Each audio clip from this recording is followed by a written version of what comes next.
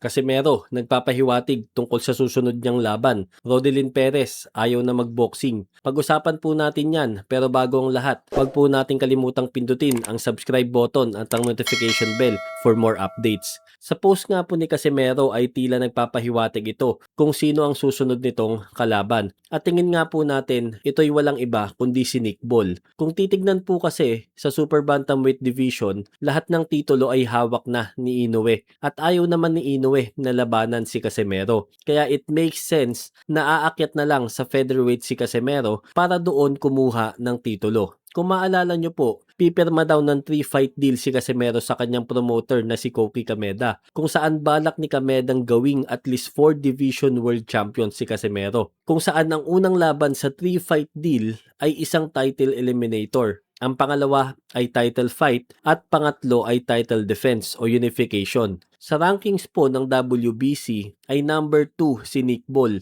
Ibig sabihin, pag nilabanan ito ni Casimero at nanalo siya, magiging top contender ito sa dibisyon at maaari ng lumaban para sa isang title fight. Which is yun nga po ang plano base doon sa 3-fight deal.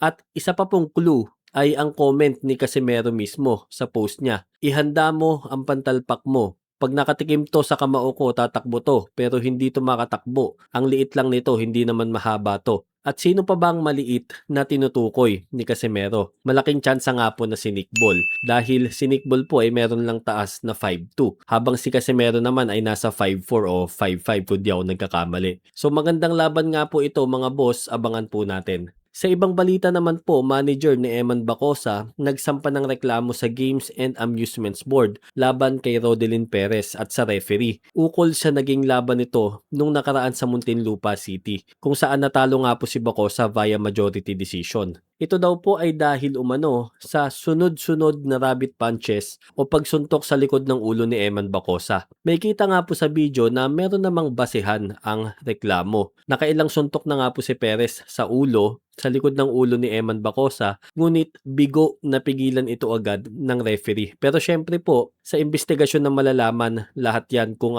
may kakulangan nga po yung referee o may kamalian din ba si Perez. Di naman po napigilan na maglabas ng sama ng loob si Perez.